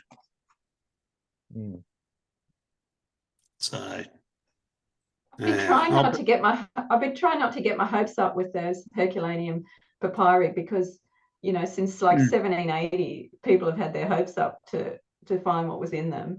So yeah, I've been waiting to see whether there was actually going to be any solid progress. But that sounds really promising. Yeah, it sounds pretty good. I'll post up the link, Hmm. and yeah, you can have a look yourself. They actually have the text written out in English. Great. So number 8, the medical analogy discourages the sympathetic dialectical scrutiny of alternative views. She's saying here, well, maybe not so for Aristotle's students, because she says, as we've discussed, he considers the views of both the many and the wise. His position is that each person has something to contribute to the ethical truth. And because of his open-mindedness, the Aristotelian teacher has great experience with a variety of views and therefore can bring alternatives to bear on the common project in an especially perspicuous way. I really like that word, perspicuous. I could say it all day long. Perspicuous, perspicuous, perspicuous. And number 9, what the Aristotelian arguments say about themselves.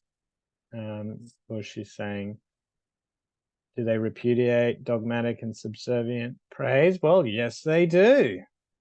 Whereas the Stoics obviously won't. For the Stoics, the doctrine is more or less complete, it seems, and contains the idea of a complete view. It is us that are lacking in our ability to kind of perceive things correctly. The pupils this is number 10. The pupil's relationship to the Aristotelian arguments can be expected to be increasingly strong and enthusiastic.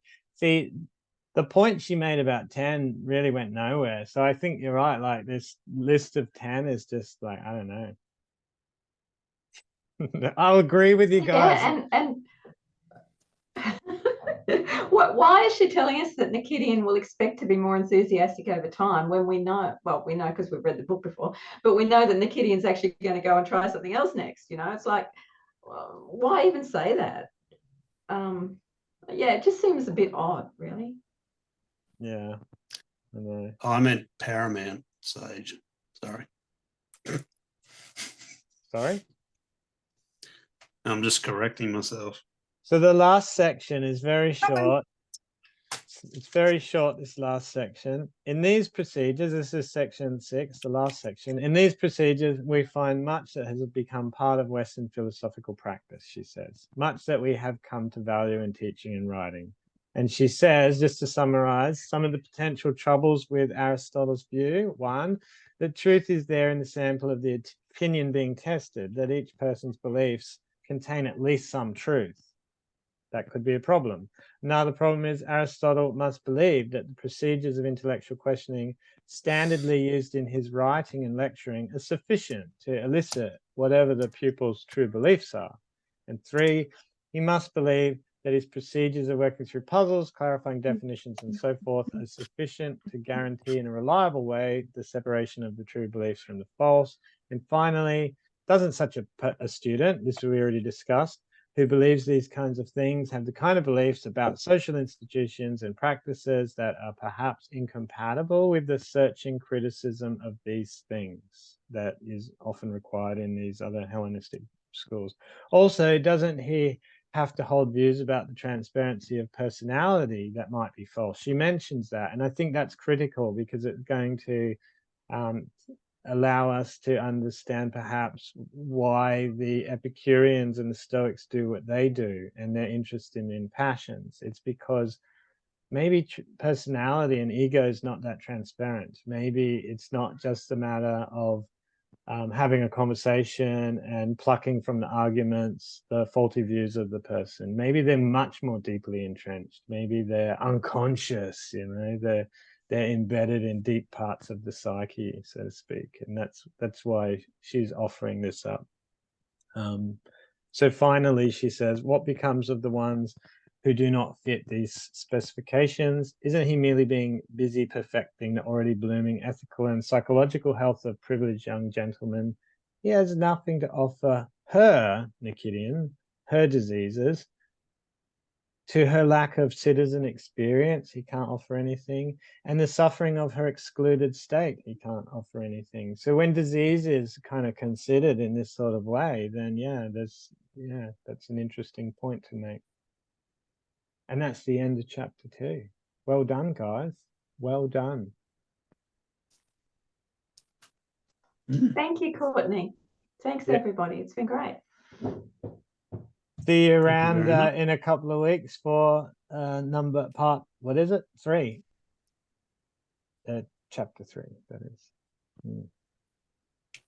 Yeah, should be good. And then that day will be everyone doing a little short thing or Oh, something. yes. You guys will be doing a short thing. I think it's Jody, Ashley, Judith, and who was the other one?